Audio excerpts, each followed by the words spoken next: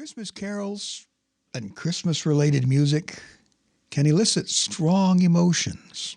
Some Christmas carols inspire quiet meditation on the wonder of Christ coming to earth. You know, there's a hymn that a lot of us sing at this time of year. It's called, O Come, Emmanuel. It's possibly the oldest carol we sing at this time.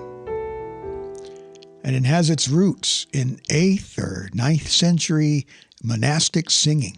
Now, O Come, Emmanuel is, strictly speaking, an Advent hymn that's been co-opted for Christmas, and it just has such a beautiful melody.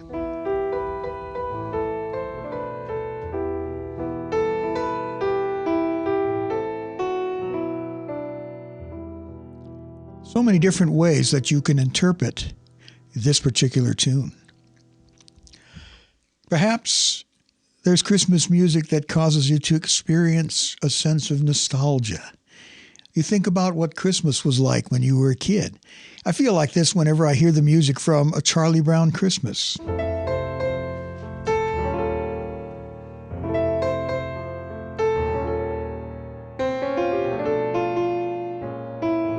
I was 7 years old when this special first aired. You know, I still can't talk and play at the same time. But I remember that this was sponsored by Coca-Cola. Of course, they've taken out all the references to Coke in the DVD version. I've seen it every year since every year without fail, I should say, since 1964 or 65, I think. I have it on DVD now so that I don't miss it. And perhaps you feel a sense of peace when you listen to or sing Silent Night. There's something very tender and soothing and tranquil about this carol. We used to sing this one at the end of our yearly Christmas Eve candlelight service. And this was back at our old church in Florida.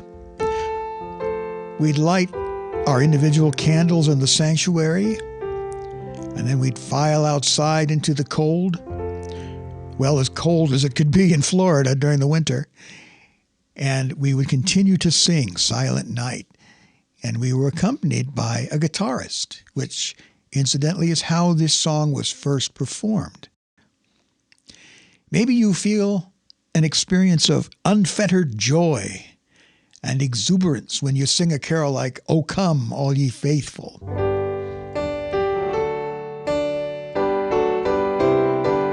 And then you get to that chorus that just builds in intensity.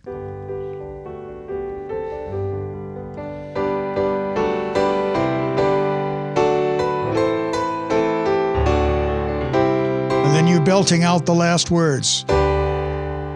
Christ the Lord. Perhaps you relish the full-on optimism of a song like Joy to the World.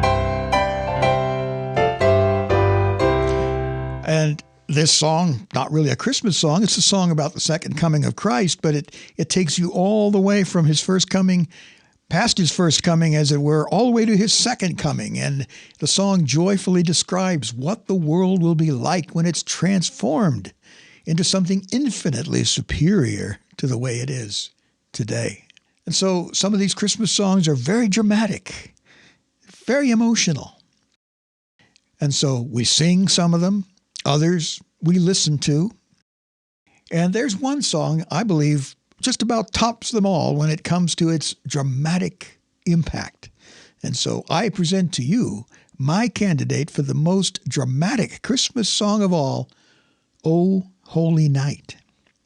Now I want to emphasize, I'm not here to make fun of this song. For that, you can go to this video that I have linked in the description. Don't say I didn't warn you if you decide to watch this video. This is not the version of O Holy Night that I want to talk about. It's a serious song, and I'd like to give you a little bit of its history, and then I will show you how to play it. Now, you may have seen the disclaimer at the beginning of this video. I must apologize in advance for my pronunciation of the French names that are very prominent in the story of O Holy Night. So here we go. Our story begins in Rocamo, a small town in southern France, and the year is 1843. The church organ has just been renovated. Now, this was a big deal. So the parish priest asked a poet who lived in the town. His name was Placide Capul. The parish priest asked him to write a Christmas poem, and so he did. He wrote a poem that he called Minuit Chrétien, or Midnight Christians, or Midnight Christmas. It can be translated something like that. Now, later that same year, a fellow by the name of Adolphe Adam, I know it looks like Adolf Adam, but I'm pretty sure it should be pronounced Adolphe Adam, he set it to music.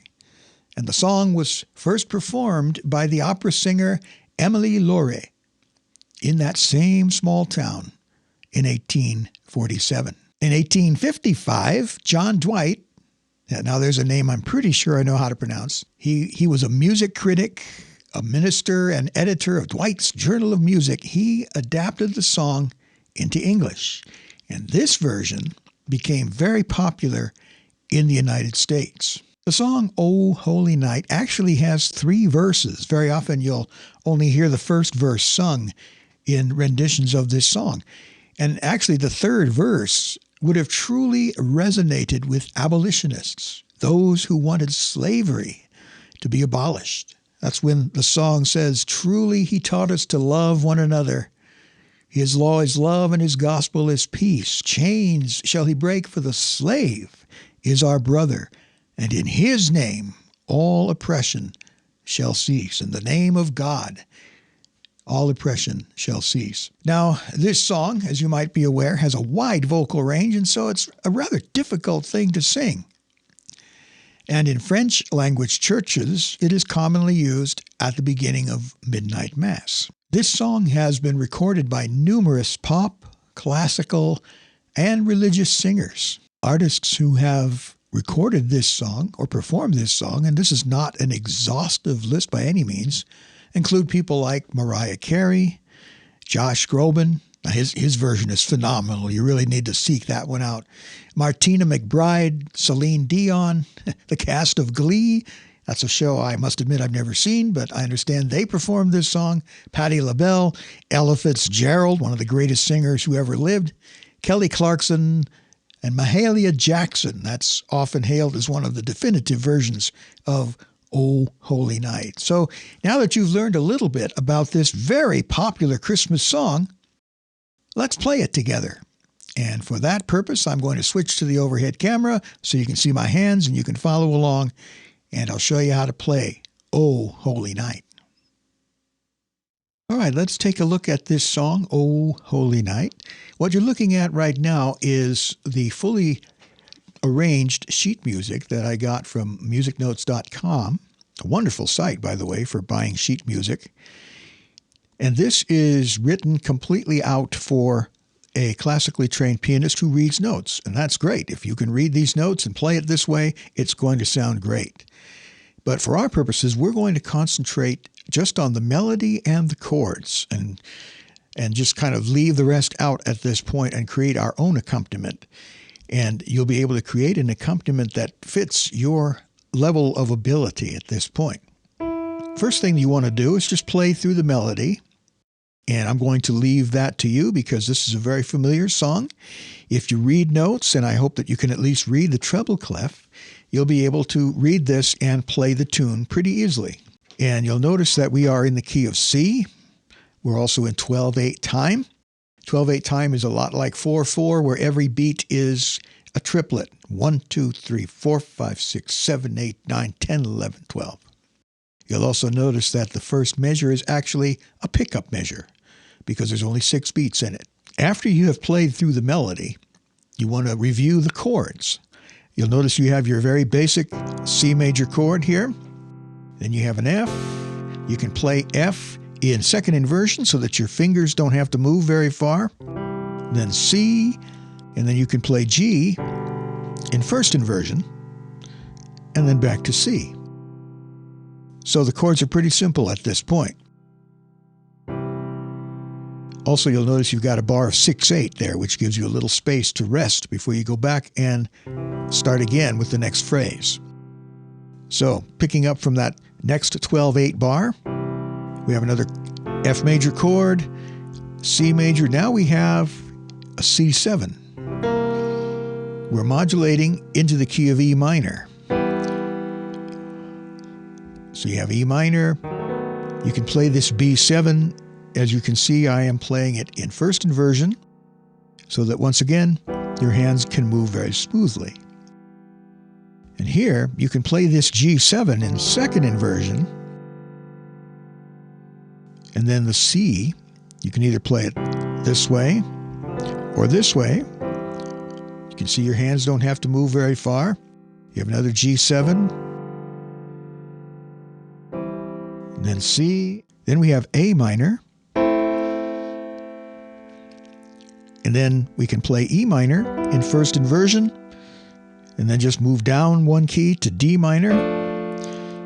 And then quickly down to A minor in second inversion. And then C in second inversion, G7, and that's really in third inversion because we have the F on the bottom. And then C, F, C, G7, and C. And then notice we now go up to G. We have G over F, which is a slash chord.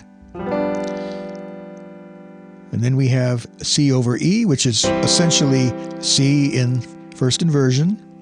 And then D minor over F, which is D minor in first inversion.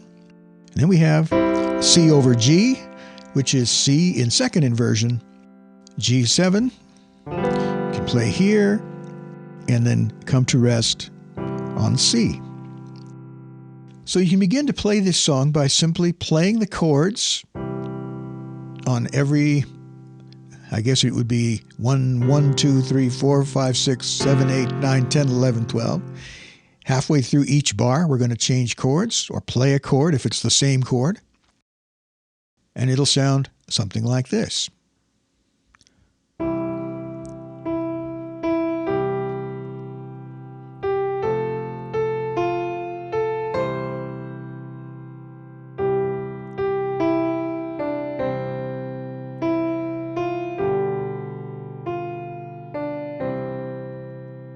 Don't be afraid to play along.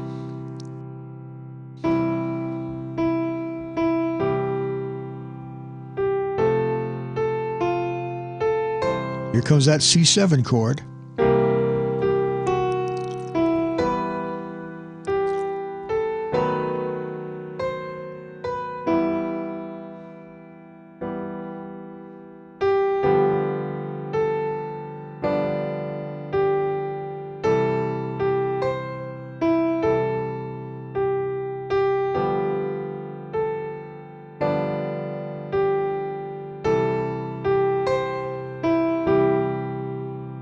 Or on A minor.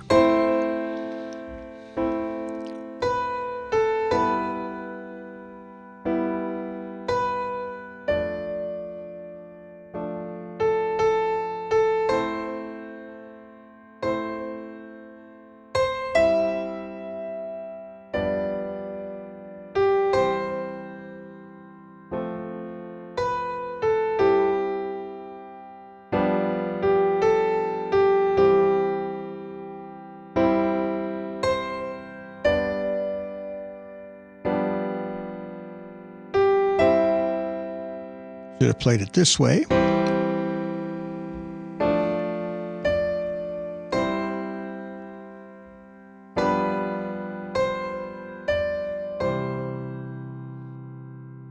So, of course, you don't have to play those left-hand chords exactly the way I've played them. You play them in whatever way feels comfortable to you and sounds good to you.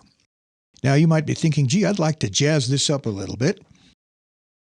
You can take this left-hand part and break up the chords and turn them into arpeggios. Now, this might take a little practice. Your left hand might get a little tired doing this, but give it a try. we're going to take that C major chord. We're in 12/8 time, so if we play 1, 2, 3, 4, 5, 6, we're basically playing an arpeggio going up and back down. 1, 2, 3, 4, 5, 6. So that would be our C major chord. F major, we can play this way. C, F, A, C, A, F. Now, it's a good idea to practice this each hand alone, especially this left-hand part. And then we have a G chord. Play it that way or this way.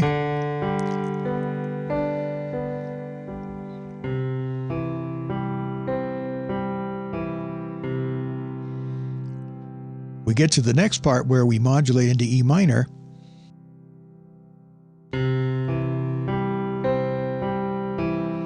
Here comes the F major chord.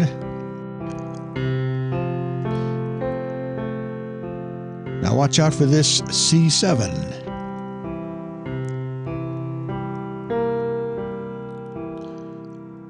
Now you can play the E minor chord this way or this way, which works well because then you can play the B7 like this.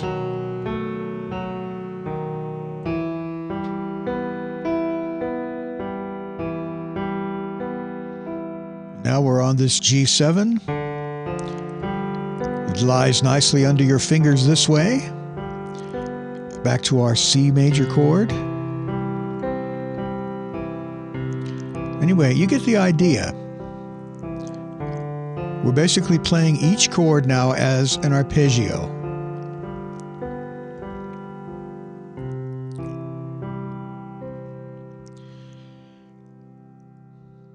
So I would encourage you to practice the left hand on its own, working out how you're going to play these chords. Now, you're not required to do complete up and down. You could just go up.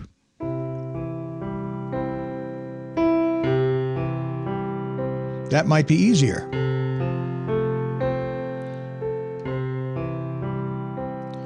Or you can do a mixture of just going up and then up and down.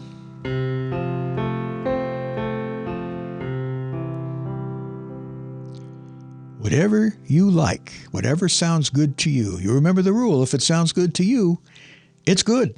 It's going to sound good to other people as well. So I'm going to play through the entire song now. Watch my left hand especially and see how the notes that I'm playing with the arpeggios match up with the melody notes. We'll take it very slow, and I'll show you how we can do this. So here we go. 1, 2, 3, 4, 5, 6.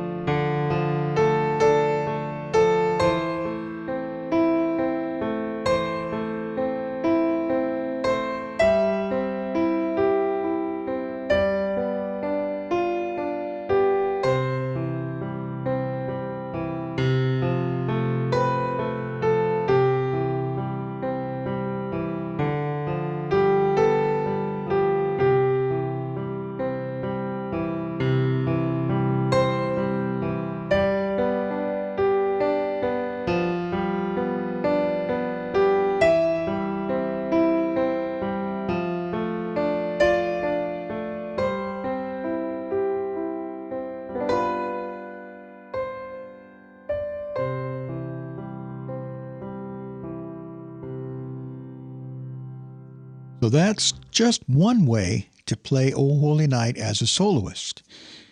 Now, if you wanted to get really fancy, you could play octaves. You can figure out a way to play the chords in your right hand.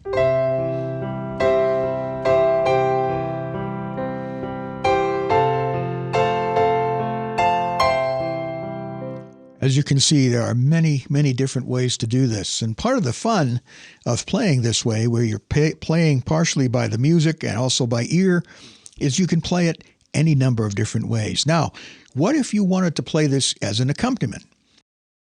Well, we can take that same triplet or arpeggio pattern and just transpose it into the right hand and play bass notes in the left.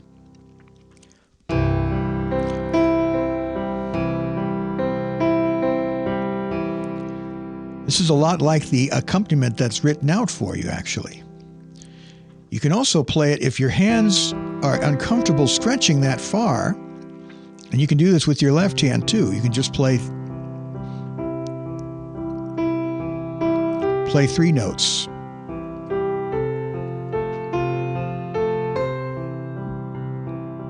And so on. And you can do the same thing in your right hand. Starting to sound like the Moonlight Sonata. Da, da, da, da.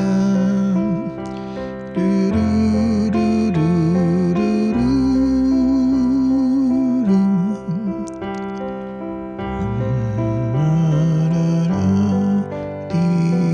do. You can play it that way, or you can play the whole arpeggio up and down.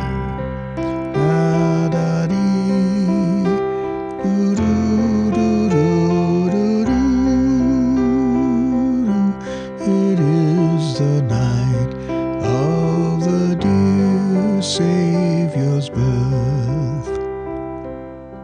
So that's how you would play through this as an accompanist.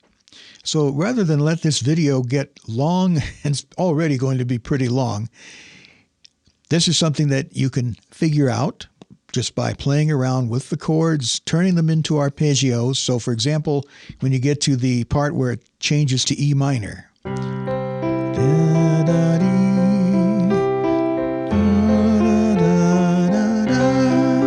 can do the C7.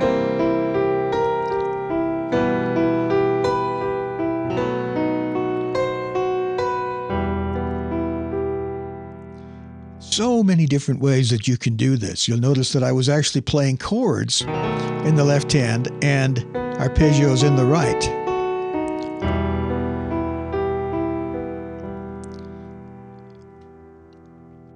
So don't be afraid, first of all, to practice one hand at a time, and also don't be afraid to stretch yourself and make yourself work at this to be able to play something that perhaps you have never been able to play before. That's part of the fun of learning to play the piano, is constantly pushing yourself beyond your limits and making yourself a better and better player. So I hope you found this helpful. If you have any questions or comments, you can leave those in the comment section below. I'll be sure to respond. Thanks again for watching and for playing along. Don't forget to subscribe to the channel if you haven't already, and like this video, and I look forward to speaking to you in the next one.